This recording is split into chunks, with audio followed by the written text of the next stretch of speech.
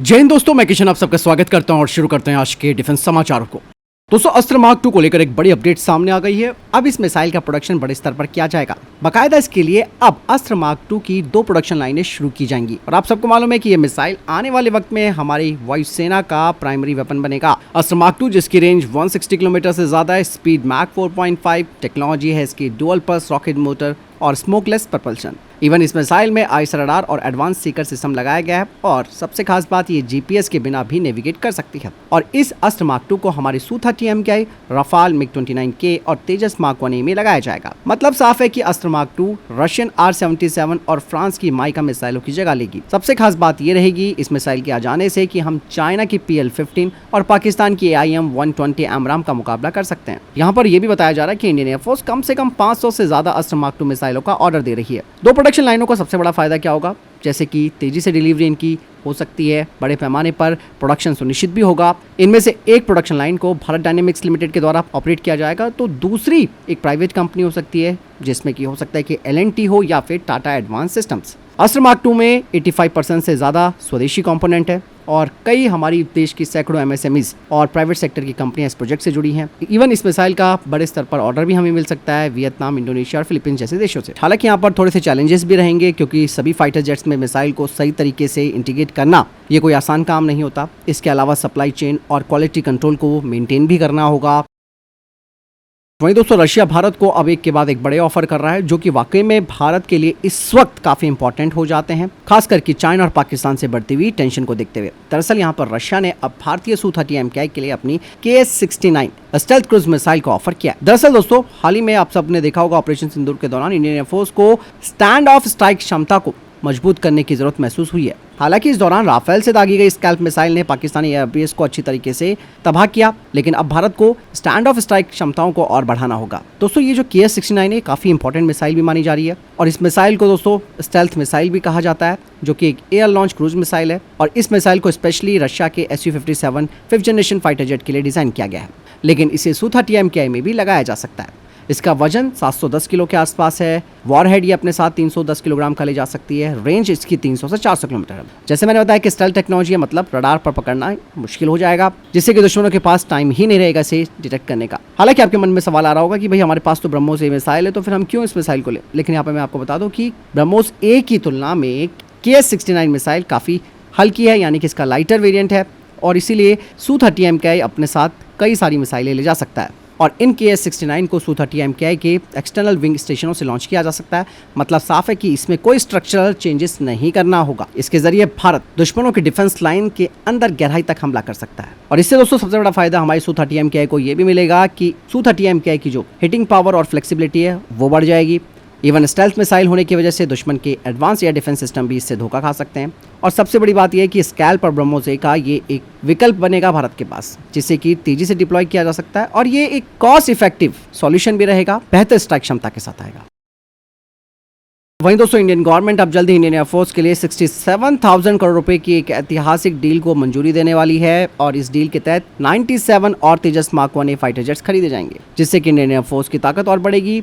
और मैं आपको बता दूं कि ये जो डील है वो 2026-27 में हो सकती है और पहले के जो 83 तेजस मार्क 1A फाइटर जेट का ऑर्डर है उसके साथ अगर इन्हें 97 को भी जोड़ दिया जाए तो कुल मिलाकर 180 तेजस मार्क 1A भारतीय वायुसेना के पास हो जाएंगे। लेकिन दोस्तों, अभी तक आप देख रहे होंगे कि किस तरीके से डिले पे डिले प्रोग्राम हो रहा है। पहले तेजस मार्क 1A की डिलीवरी पहले तो 2024 में होनी थी, लेकिन फिर वही इंजन की आपूर्ति, सप्लाई चेन का इशू, जिसके बाद अब जुलाई 2025 से डिलीवरी शुरू होगी। बाकायदा HAL अपनी नासिक और बेंगलुरु की 2 मौजूदा लाइनों के जरिए हर साल 24 फाइटर जेट्स बनाने की योजना पर भी काम कर रहा है और 2024-25 से 16 फाइटर जेट्स डिलीवर करने का भी इन्होंने टारगेट रखा है। हालांकि यहाँ पर पहले के जो 83 तेजस मार्क 1A फाइटर जेट्स हैं उनका ऑर्डर 2028 से 29 के बीच पूरा किया जाएगा। भले ही दोस्तों ये खबर हमारे लिए काफ़ी अच्छी हो सकती है, इवन हमारी इंडियन एयरफोर्स की ताकत तो डेफिनेटली बढ़ेगी, लेकिन दोस्तों अमेरिका जैसे देश के साथ जो हमने रिलेशंस बना के रखे हुए हैं, ये ना जाने कब फिर से कुछ ना कुछ पंगा डालेगा, फिर ये हमारे प्रोग्राम को देर करेगा। और कल एक जाने माने कोई एक्सपर्ट थे सोशल मीडिया पर,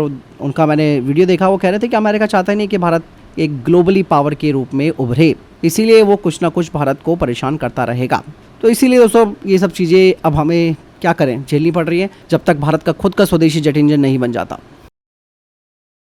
दोस्तों अब इंडियन एयरफोर्स अंतरिक्ष यानी कि स्पेस से पाकिस्तान के एयरबेसिस को ट्रैक कर पाएगी, जिसके लिए भारत की प्राइवेट सेक्टर की कंपनी पिक्सल एक हाईटेक सेंसर बनाने वाली है। इसके लिए रक्षा मंत्रालय ने आईडेक्स स्पार्क योजना के तहत एक महत्वपूर्ण समझौता भी कर लिया है। पिक्सल इंडियन एयरफोर्स के लिए हाइपर स्पेक्ट्रल और मिड वेव इंफ्रारेड, जिसे कि MWIR कहते हैं, इन पेलोड को डेवलप करेगी। ये सेंसर्स स्पेस और एयरबॉर्न सिस्टम से पाकिस्तान और इवन यहाँ पर चाइना को भी आप इस लाइन में शामिल कर सकते हैं, उनके एयरबेस पर निगरानी रख सकती है। ये टेक्नोलॉजी दोस्तों सैकड़ों बारीकी बैंड्स में डिवाइड होती है और हर चीज का एक स्पेक्ट्रिकल फिंगरप्रिंट बनाती है, ताकि इसके जरिए इंडियन एयरफोर्स ये भी पहचान सकती है कि कोई वस्तु किस चीज से बनी है, किस मटेरियल से बनी है, जैसे कि प्लेन का मेटल, रनवे की स्थिति और जले हुए ईंधन के निशान। इवन दोस्तों धुआं हो, कोहरा हो या फिर कैमोफ्लेज, इसके बावजूद भी हमें सटीक जानकारी मिल सकती है। ये जो मिडवेव इंफ्रारेड पेलोड है दोस्तों, ये सेंसर हीट पहचानने में माहिर है, खासकर कि प्लेन के इंजन से निकलने वाली जो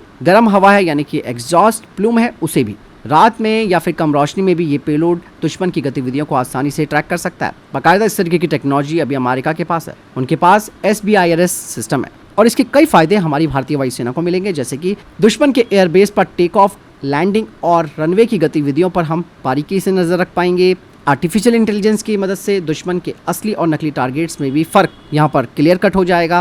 कैमोफ्लेज या डमी एयरक्राफ्ट को भी इवन ट्रैक किया जा सकेगा। तो यही चीज़ है दोस्तों, भारत की जो प्राइवेट सेक्टर की कंपनी है पिक्सल, जो कि एक स्टार्टअप है, वो सैटेलाइट कॉन्स्टलेशन से बार बार दुश्मन के इलाकों को स्कैन भी करेगी। दोस्तों अपाचे के बारे में तो अब ये बात क्लियर हो गई कि इसमें कोई ना कोई बड़ी तकनीकी खामी है जो कि अमेरिकियों ने हमें बताई नहीं है। अभी हाल ही में दोस्तों अपाचे हेलीकॉप्टर की पंजाब के नगलपुर में इमरजेंसी लैंडिंग इसकी करवानी पड़ी। अभी तक ये जानकारी सामने नहीं आई है कि किस तकनीकी गड़बड़ी की वजह से ये लैंडिंग कराई गई है। हालांकि हेलीकॉप्टर में बैठे दोनों पायलट सुरक्षित हैं और कोई अभी मेजर डैमेज नहीं बताया जा रहा है। ये पहली घटना नहीं है, इससे पहले 6 जून को सहारनपुर उत्तर प्रदेश में भी ऐसी घटना सामने आई थी, जहाँ पर एक खेत में अपाचे हेलीकॉप्टर की इमरजेंसी लैंडिंग करानी पड़ी।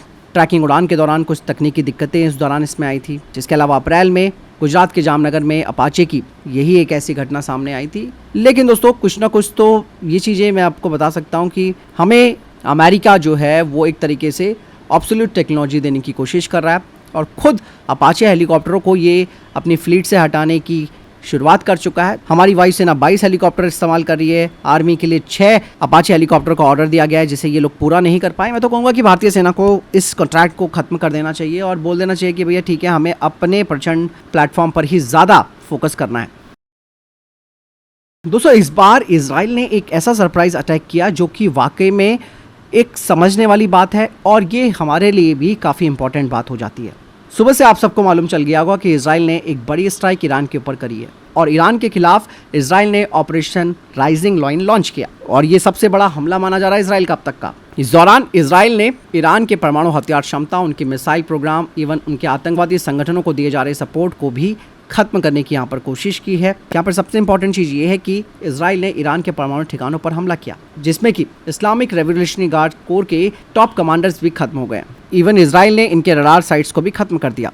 बाकायदा इजराइल ने अपने 200 से ज़्यादा फाइटर जेट्स को इस ऑपरेशन में लॉन्च किया। अब दोस्तों यहाँ पर सबसे बड़ी बात मैं आपको बताना चाह रहा हूँ जो कि काफ़ी स्ट्रेटेजिकली इंपॉर्टेंट है। दरअसल यहाँ पर इजराइल ने सैटेलाइट इंटेलिजेंस, साइबर अटैक और इलेक्ट्रॉनिक वॉरफेयर का इस्तेमाल किया। इजराइल ने पहले ड्रोन, लॉन्ग रेंज मिसाइल और स्पेशल फोर्स की यूनिटें तैनात की।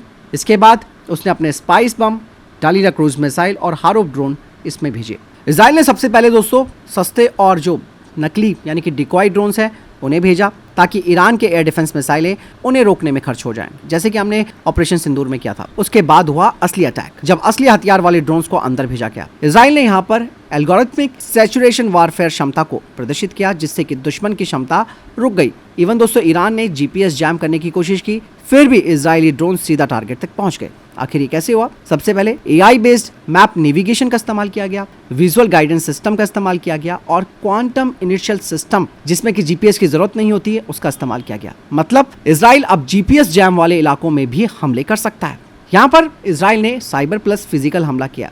ड्रोन हमले के साथ साथ ईरान के रडार और कम्युनिकेशन सिस्टम डाउन कर दिए गए। मतलब साफ है कि हमले के साथ साथ साइबर अटैक भी किया गया था, यानी कि दुश्मन की आंखें बंद करके हमला करना इसे कहा जाता है, जिसे कि साइबर काइनेटिक अटैक कहा जाता है। इजराइल ने ईरान के S-300 और बाबर 373 जैसे एयर डिफेंस सिस्टम्स को जानबूझकर टारगेट बनाया। मकसद था कि ईरान की ताकत और उसका जवाब देने की जो क्षमता है उसे अच्छी तरीके से समझना, जो कि आगे इनके काम भी आएगी। और इस हमले से भारत को भी काफ़ी कुछ सीखने को मिला है, जैसे कि एआई का इस्तेमाल करना, साइबर अटैक करना, स्वार्म ड्रोन का इस्तेमाल करना और इलेक्ट्रॉनिक वॉरफेयर का इस्तेमाल करना दुश्मनों के ऊपर। दरअसल ड्रोन अब सस्ते नहीं है बल्कि स्मार्ट वेपन्स बन चुके हैं, जो कि जासूसी भी कर सकते हैं, जैमिंग और अटैक तीनों कर सकते हैं। इवन ईरान का जो लेयर डिफेंस था वो इन कोऑर्डिनेटेड ड्रोन अटैक से नहीं बच पाया। इजराइल ने दिखा दिया कि नेक्स्ट जनरेशन की लड़ाई अब swarm drone, cyber attack, AI, stand of हथियारों से लड़ी जाएगी। दुनिया की हर सेना अब ये भी जान चुकी है कि स्टैटिक एयर डिफेंस सिस्टम सुरक्षित नहीं है, इसीलिए फ्यूचर में AI based radar, laser defence system, even advance counter drone system की जरूरत होगी। वहीं दोस्तों ईरान ने भी अब अपना एक लाल झंडा फहरा दिया है, मतलब साफ है कि अब वो रिटेलिएट करेगा। बाकायदा ईरान ने 100 से ज़्यादा ड्रोन्स इजराइल के ऊपर भेजे। वहीं उत्तर कोरिया ने कह दिया कि ईरान को वो मिलिट्री सहायता देने के लिए तैयार है। पाकिस्तान और चाइना तो निंदा ही करेंगे इसकी। वहीं दोस्तों पोपी मिसाइल का भी इस्तेमाल किया गया है इजराइल के द्वारा ईरान पर अटैक करने के लिए। इसकी खास बात यह है कि ये मिसाइल भारत की वायुसेना के पास भी है। इसका इस्तेमाल दुश्मनों के एयर डिफेंस सिस्टम को खत्म करने के लिए किया जाता है। ये एक एयर टू सरफेस मिसाइल है। इसकी रेंज 80 से 100 किलोमीटर है और ये काफ़ी ज़्यादा मात्रा पर अपने साथ वॉरहेड ले जा सकती है और रडार से बचकर उड़ती है। इसमें गाइडेंस सिस्टम लगा है जो कि बेहद सटीक निशाना बनाता है। तो फिलहाल ये तक के टॉप डिफेंस अपडेट। वीडियो के सामने कोई प्रश्न जवाब है, आपको कोई सवाल है, कमेंट सेक्शन में लिखकर जरूर पूछ सकते हैं। वीडियो को लाइक और शेयर जरूर कीजिएगा। जय हिंद, वंदे मातरम।